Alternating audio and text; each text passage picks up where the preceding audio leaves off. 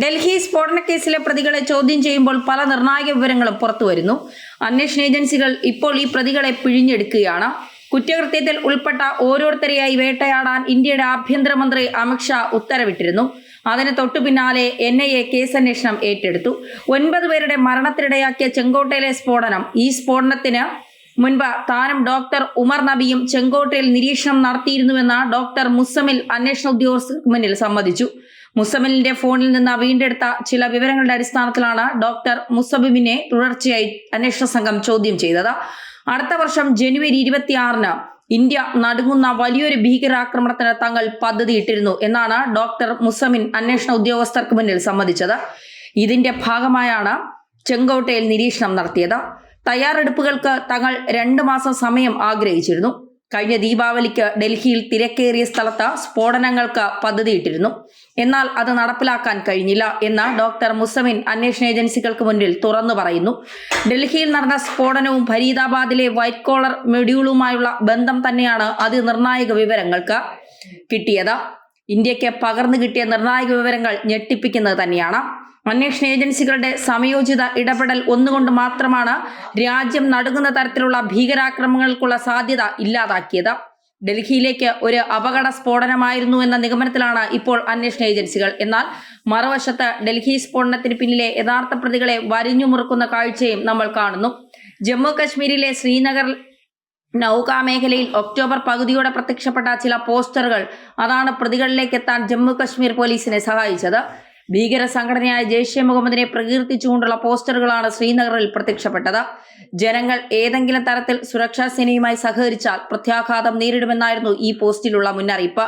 ഉറുദുവിലാണ് പോസ്റ്റുകൾ എഴുതിയിരുന്നത്. എന്നാൽ പോസ്റ്റർ ആരാണ് ഒട്ടിച്ചത് എന്നതിനെക്കുറിച്ച് തുടക്കത്തിൽ യാതൊരുവിധ സൂചനയും ജമ്മു കശ്മീർ പോലീസിന് ലഭിക്കുന്നില്ല. പ്രദേശവാസികൾ പോലീസ് അന്വേഷണത്തോട് സഹകരിക്കാനും വിസമ്മതിച്ചു. എന്നാൽ രാജ്യമാകെ വലവിരിച്ച ഭീകര ശൃംഖലയ്ക്ക് പിന്നിലുള്ള ചില സംഘങ്ങളാണ് ഈ പോസ്റ്ററുകൾ പതിച്ചതെന്ന് ഞെട്ടിപ്പിക്കുന്ന ഘട്ടത്തിലാണ് പിന്നീട് അന്വേഷണ ഏജൻസികളെ പലവിധ അന്വേഷണങ്ങൾക്ക് പ്രേരിപ്പിച്ചത്. ഒക്ടോബർ 19-നായിരുന്നു പോസ്റ്ററുകൾ പ്രത്യക്ഷപ്പെട്ടത്. തുടർന്ന് ആദ്യ അറസ്റ്റ് ഷോപ്പിയാനിൽ പ്രവർത്തിക്കുന്ന ഇമാം ഇർഫാൻ അഹമ്മദ് എന്നയാളിലെത്തി. ശ്രീനഗറിലെ ഒരു പാരാമെഡിക്കൽ ജീവനക്കാരൻ കൂടിയാണ് ഇയാളെ അറസ്റ്റ് ചെയ്തതോടെ വൈറ്റ് കോളർ ടെററിസം എന്ന തീവ്രവാദ എക്കോസിസ്റ്റത്തെക്കുറിച്ചുള്ള വെളിപ്പെടുത്തലുകൾ പുറത്തു വന്നു. ജെയ്ഷെ മുഹമ്മദുമായി രാജ്യത്തെ ഡോക്ടർമാർ പോലെ ഉന്നത പ്രൊഫഷനുകളിൽ പ്രവർത്തിക്കുന്നവരെ കോർത്തിണക്കുന്ന കണ്ണിയാണ് ഇർഫാൻ എന്ന് അന്വേഷണ ഏജൻസികൾക്ക് കൃത്യമായി മനസ്സിലായി. ഇർഫാനെ ചോദ്യം ചെയ്തതോടെ നിർണായക വിവരങ്ങൾ പലതും പുറത്തു വന്നു. ഈ വൈറ്റ് കോളർ ടെററിസം കണ്ണിയിൽ ഉൾപ്പെട്ട ഡോക്ടർമാരെ കുറിച്ചുള്ള വെളിപ്പെടുത്തലായിരുന്നു ഇർഫാനിൽ നിന്ന് ആദ്യം പുറത്തു വന്നത്. സംഘാംഗങ്ങളുടെ ആശയവിനിമയ രീതികളും സുരക്ഷാ ഏജൻസികളുടെ കണ്ണുവെട്ടിക്കാൻ അവർ അവലംബിക്കുന്ന മാധ്യമങ്ങളും ഒക്കെ ഇർഫാനിൽ നിന്ന് അന്വേഷണ ഉദ്യോഗസ്ഥർ മനസ്സിലാക്കി. ഇർഫാൻ തങ്ങളുടെ കസ്റ്റഡിയിലാണ് എന്ന വിവരം അന്വേഷണ ഏജൻസികൾ പുറത്തുവിട്ടില്ല. അപ്രതീക്ഷിതമായി ജമ്മു കശ്മീർ പോലീസും തീവ്രവാദ വിരുദ്ധ സ്ക്വാഡും നേരെ ഫരീദാബാദിലേക്ക്. പിന്നീട് ഇന്ത്യ കേൾക്കുന്നത് നവംബർ 5-ന് UP-യിലെ സഹൻപൂരിൽ നിന്ന് അറസ്റ്റിലായ ഡോക്ടർ ആദിൽ അഹമ്മദ് റാത്തറിനെ കുറിച്ചുള്ള വാർത്തകൾ. ജമ്മു കശ്മീർ പോലീസ് അറസ്റ്റ് ചെയ്ത അതിൽ റാത്തിൽ നിന്ന് പലതും പുറത്തു വന്നു. റാത്തറിനെ ശ്രീനഗറിലെത്തിച്ച് ചോദ്യം ചെയ്തപ്പോൾ ഫരീദാബാദിലെ ഡോക്ടർ മുസമിൽ ഷക്കീലിനെ കുറിച്ചും ഡോക്ടർ ഷഹീൻ സയ്യിദിനെ കുറിച്ചുമുള്ള വിവരങ്ങൾ ലഭിക്കുന്നു. തികച്ചും അപ്രതീക്ഷിതമായ ജമ്മു കശ്മീർ പോലീസിന്റെ നീക്കം. നവംബർ 8-ന് ജമ്മു കശ്മീർ പോലീസ് ഫരീദാബാദിലെത്തി. ഹരിയാന പോലീസിന്റെ സഹകരണത്തോടെ ഡോക്ടർ മുസമിൻ ഷക്കീലിനെ അറസ്റ്റ് ചെയ്യുന്നു. അൽഫല സർവകലാശാലയിൽ ജോലി ചെയ്യുകയാണ് മുസമിൻ ഷക്കീൽ.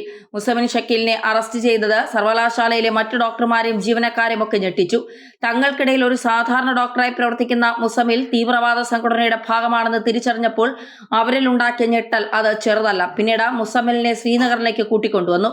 ആദിലിന്റെ അനന്താക്തറിലെ താമസ സ്ഥലത്തെ ലോക്കറിൽ നിന്ന് AK-47 തോക്ക് ലഭിക്കുന്നു. ഇതേ തുടർന്ന് വലിയ ആക്രമണങ്ങൾക്ക് ഈ സംഘം പദ്ധതിയിട്ടിരുന്നുവെന്ന് ജമ്മു കശ്മീർ പോലീസിനും ഹരിയാന പോലീസിനും മനസ്സിലാകുന്നു. ഒപ്പം തീവ്രവാദ വിരുദ്ധ സ്ക്വാഡിന്റെ പ്രവർത്തനങ്ങളും. നവംബർ 1 ഫരീദാബാദിൽ ഡോക്ടർ മുസമിന്റെ ഷക്കീലിന്റെ താമസ സ്ഥലത്ത് നടത്തിയ പരിശോധന. ഇവിടെ നിന്ന് 2900 കിലോ സ്ഫോടക വസ്തുക്കൾ പിടിച്ചെടുക്കുന്നു. AK-47 തോക്കുകളും ടൈമറുകളും ബാക്കി തോക്കുകളുമൊക്കെ അക്കൂട്ടത്തിൽ ഡോക്ടർ ഷഹീൻ സയ്യിദിന്റെ കാറിൽ നിന്ന് തോക്ക് ലഭിക്കുന്നു. ഷഹീൻ സയ്യിദിന്റെ കാറിൽ നിന്ന് ലഭിച്ച തോക്ക് ഡോക്ടർ ഷക്കീൽ ഉപയോഗിക്കാൻ വാങ്ങിയതെന്നായിരുന്നു ആദ്യ നിഗമനം. തന്റെ കാമുക്ക് ഒരുപക്ഷെ ഡോക്ടർ ഷക്കീൽ സമ്മാനിച്ചതാകാം ഈ തോക്കെന്നും അന്വേഷണ ഏജൻസികൾ കണക്കുകൂട്ടി. എന്നാൽ നടുക്കുന്ന വിവരങ്ങളാണ് പിന്നീട് അന്വേഷണ സംഘത്തിന് വീണ് കിട്ടിയത്. ഡോക്ടർ ഷഹീൻ സയ്യിദ് ഈ സംഘത്തിന്റെ ഭാഗമാണ്. ജെയ്ഷെ മുഹമ്മദിന്റെ വനിതാ വിഭാഗം ഇന്ത്യയിൽ വേരുപിടിക്കാൻ തീവ്ര ശ്രമങ്ങൾ നടത്തുന്ന കൊടും തീവ്രവാദിയാണ് ഡോക്ടർ ഷഹീൻ ഷാഹിദ്. ഇതാണ് അന്വേഷണ ഏജൻസി തിരിച്ചറിഞ്ഞത്. അവിടെ നിന്നാണ് ഡൽഹി സ്ഫോടനത്തിന് പിന്നിൽ പ്രവർത്തിച്ച ഡോക്ടർ ഉമറിനെ കുറിച്ചുള്ള വിവരങ്ങൾ ഏജൻസിക്ക് ലഭിക്കുന്നത്. തന്റെ കൂട്ടാളികൾ അറസ്റ്റിലായി എന്ന ഭയം ഡോക്ടർ ഉമറിൽ തുടർന്ന് കാറുമെടുത്ത് നേരെ ഡൽഹിയിലേക്ക് പായുന്നു. ഡോക്ടർ മുസമിൻ ഷക്കീർ തന്നെയാണ് ഡോക്ടർ ഉമറിനെ കുറിച്ചുള്ള നിർണായക വിവരങ്ങൾ അന്വേഷണ ഏജൻസിക്ക് മുന്നിൽ നൽകുന്നത്. അന്വേഷണം പുരോഗമിക്കുന്നതിനിടയിൽ നവംബർ 10 രാജ്യത്ത് നടുക്കിയ ചെങ്കോട്ടയിൽ നടന്ന വൻ സ്ഫോടനത്തോടെ അന്വേഷണ ഏജൻസികൾ തങ്ങളുടെ അന്വേഷണം ഇരട്ടി വേഗത്തിലാക്കി. തുടർന്ന് കശ്മീരിലെ പുൽവാമയിൽ കൂടുതൽ അറസ്റ്റുകൾ. ഡോക്ടർ ഉമർ നബിക്ക് കാർ നൽകിയതുമായി ബന്ധപ്പെട്ട നിരവധി ആളുകളെ കസ്റ്റഡിയിലെടുത്തു. ഡോക്ടർ ഉമർ നബിയുടെ കുടുംബാംഗങ്ങളെ അറസ്റ്റ് ചെയ്തുകൊണ്ട് വലിയ ചോദ്യം ചെയ്യൽ ഘട്ടത്തിലേക്ക് അന്വേഷണ ഏജൻസികൾ കടന്നു. ഉമർ നബിയുടെ പിതാവ് ഗുലാം നബി ഉമറിന്റെ സുഹൃത്ത് ഡോക്ടർ സജ്ജാദ് മല്ല, DNA പരിശോധനയ്ക്കായി ഉമറിന്റെ മാതാവ് ഷമീബ ബീഗം എന്നിവരെയാണ് പിന്നീട് അറസ്റ്റ് ചെയ്തത്. ഒരു ചാവേർ സ്ഫോടനമല്ലെന്നും സ്ഫോടക വസ്തുക്കൾ കടത്തുമ്പോൾ ഉണ്ടായ അപകടമാണെന്നും അന്വേഷണ ഏജൻസികൾ തിരിച്ചറിയുന്നു. എന്നാൽ വലിയ ഭീകരാക്രമണത്തിൽ നിന്ന് ഇന്ത്യ രക്ഷപ്പെട്ടത് ജമ്മു കശ്മീർ പോലീസിന്റെയും ഹരിയാന പോലീസിന്റെയും തീവ്രവാദ വിരുദ്ധ സ്ക്വാഡിന്റെയും ഒക്കെ സംയോജിത ഇടപെടൽ കൊണ്ടാണ്. ദില്ലി സ്ഫോടനത്തിന് പിന്നിലെ യഥാർത്ഥ വസ്തുക്കൾ പുറത്തുവരുമ്പോൾ രാജ്യം നടുങ്ങുന്ന ഒട്ടനവധി വെളിപ്പെടുത്തലുകളാണ് നമ്മെ ആശങ്കയിലാഴ്ത്തുന്നത്. വരുന്ന ജനുവരി 26 രാജ്യം നടുങ്ങുന്ന ആക്രമണ പദ്ധതി ഇവർ വിഭാവന ചെയ്തു. ഉന്നത പ്രൊഫഷനുകളിൽപ്പെട്ട നിരവധി ആളുകളെ രാജ്യത്ത് കോർത്തിണക്കിയുള്ള വൈറ്റ് കോളർ ടെററിസത്തിനാണ് ഇവർ ശ്രമിച്ചത്. രാജ്യം ഇപ്പോൾ അത് കൃത്യമായി മനസ്സിലാക്കുന്നുണ്ട്. കൂടുതൽ വിവരങ്ങളാണ് പുറത്തു വരുന്നത്. ഓരോ മണിക്കൂറിലും രാജ്യം വളരെ കെയർഫുള്ളായാണ് മുന്നോട്ട് പോകുന്നത്. തീവ്രവാദികൾ പാത്തും പതുങ്ങിയും ഇരിപ്പുണ്ട്. ഓപ്പറേഷൻ സിന്ദൂറിലൂടെ കൊടുത്ത തിരിച്ചടി അത് പാകിസ്ഥാനെ വല്ലാതെ ഭയപ്പെടുത്തുന്നുണ്ട്. ജെയ്ഷെ മുഹമ്മദിനെ വല്ലാതെ ഭയപ്പെടുത്തുന്നുണ്ട്. അതിന്റെ തലവൻ മസൂദ് അസറിനെ അതിലും നന്നായി ഭയപ്പെടുത്തുന്നുണ്ട്. ഇതേ സമയം തന്നെ പാകിസ്ഥാനിലെ തലസ്ഥാനമായ ഇസ്ലാമാബാദിലും ഇതേ കാർ സ്ഫോടനം നടന്നു. 12-ലധികം പേർ മരണപ്പെട്ടു. ഇതിന്റെ പിന്നിൽ ആരാണ് എന്നുള്ളത് ഇതുവരെ തെളിഞ്ഞിട്ടില്ല. കോടതി സംശയത്തിന് മുന്നിലാണ്. കോടതിയാണോ ലക്ഷ്യം വെച്ചത് അതോ മറ്റാരെങ്കിലുമാണോ ലക്ഷ്യം വെച്ചത് എന്നുള്ള കാര്യത്തിലൊന്നും ഇതുവരെ തീരുമാനമുണ്ടായിട്ടില്ല. പാകിസ്ഥാൻ പറയുന്നത് താലിബാനാണെന്ന്. ആരാണെങ്കിലും ഇന്ത്യക്ക് കിട്ടിയപ്പോൾ തന്നെ 100 ഇരട്ടി തിരിച്ചും കൊടുത്തിട്ടുണ്ട് എന്നുള്ളതൊരു യാഥാർത്ഥ്യം തന്നെയാണ്. ഇന്ത്യ അതീവ സുരക്ഷയിലാണ്. പാകിസ്ഥാന് കിട്ടിയ അടി, അതായത് കിരാന ഹിൽസിനും നൂർഖാൻ എയർബേസും ഒക്കെ ഇന്ത്യ അടിച്ച് ചാമ്പലാക്കിയത് മാത്രമല്ല, മസൂദ് അസറിന്റെ കുടുംബാംഗങ്ങളെ മുഴുവൻ ഇന്ത്യ തീർത്തത്, ഭീകരന്റെ കുടുംബാംഗങ്ങളെ മുഴുവൻ തീർത്തത് പാകിസ്ഥാനെ വല്ലാതെ അസ്വസ്ഥപ്പെടുത്തിയിട്ടുണ്ട്. അതിന്റെ പ്രതികാരം പാകിസ്ഥാൻ ചെയ്യുമ്പോൾ ഒരുപക്ഷെ ഇനി ഇന്ത്യ ഇറങ്ങുന്നത് പാകിസ്ഥാന്റെ ആണവായുധം മുഴുവനായി തീർക്കാനായിരിക്കും. അതോടുകൂടി ആ രാജ്യത്തിന്റെ പതനവും തുടങ്ങും.